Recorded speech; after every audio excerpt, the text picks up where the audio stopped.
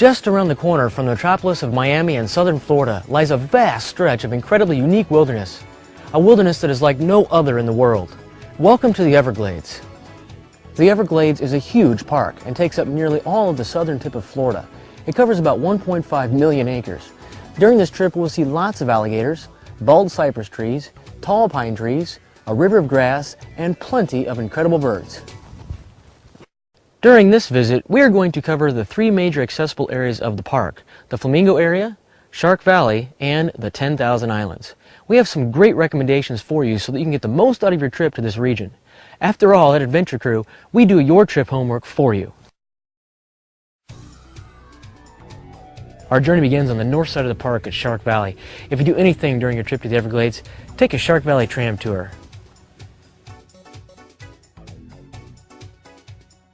This is a 15-mile road which you can walk, bicycle, or most popular, take a tram. Make sure you make it to Shark Valley no later than 3 p.m.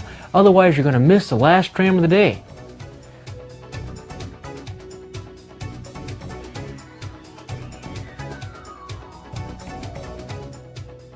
I guarantee you'll see more incredible wildlife here than anywhere else in the park. During the tour, your guide will tell you all about each animal and how they each have their own unique way of surviving.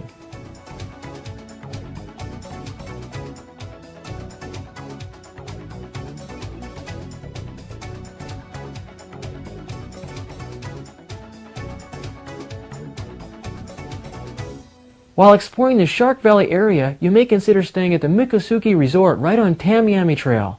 They have great rooms and a casino.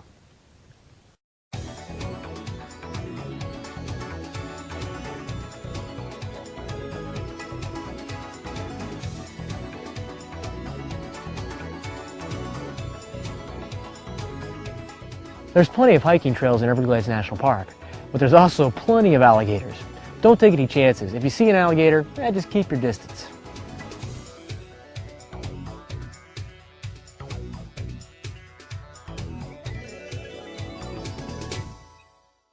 We're here in Everglades City, known as the gateway to the west part of the Everglades. There's plenty of things to do here, including boat tours and canoeing.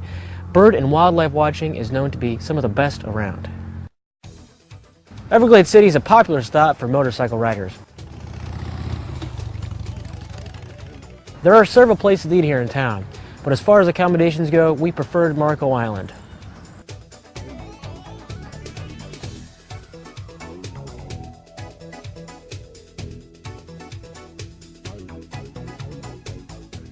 Over at the Homestead entrance, you'll find a 36-mile drive that will take you all the way to Florida Bay. Along the way, you'll find plenty of great stop-offs to view a huge diversity of plant life. But if you're looking for wildlife, then Shark Valley is the place to go.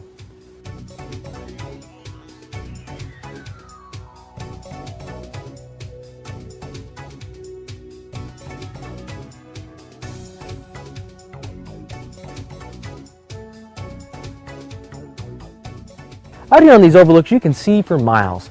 That's because this land is extremely flat. For as far as the eye can see is probably only an elevation gain of a couple of inches. In the Everglades, alligators are everywhere, but you don't get a chance to see crocodiles too often. At the Flamingo Visitor Center, we were lucky enough to spot a few. When you see a crocodile, chances are you will know it. Alligators have a broad snout and they are everywhere, while crocodiles are an olive brown and have a narrow snout. You don't see these guys too often, but they can sure draw a crowd.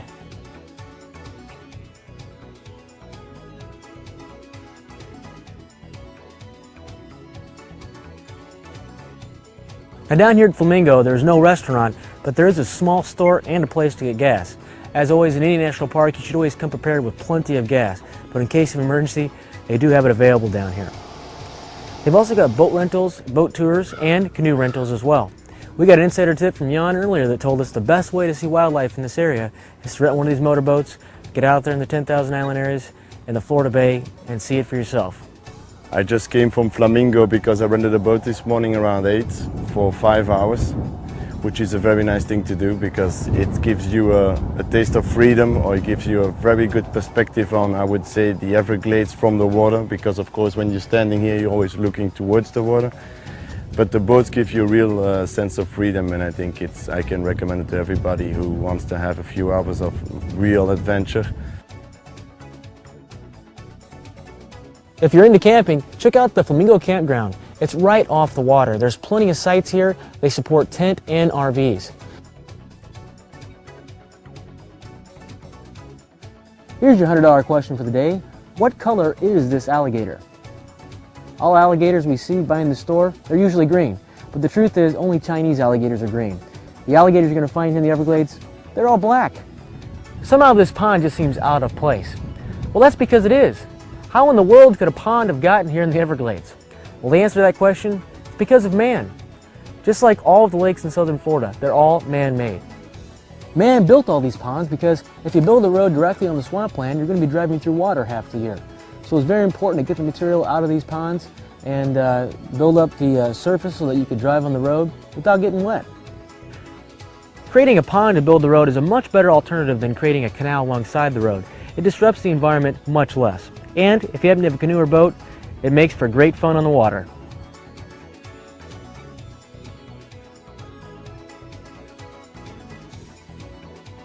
There are lots of places to do some backcountry canoeing.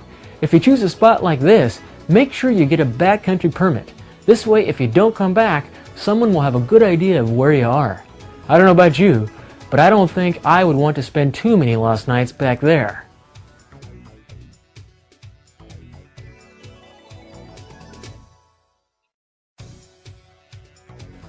While exploring the homestead entrance, stay in Homestead. This is a great area with lots of amenities and places to stay. You're also right on Highway 1, which will take you straight down to the Keys. When in the Homestead area, you need to check out Gusto's awesome corn cakes. And they got their own brew. Let's check it out.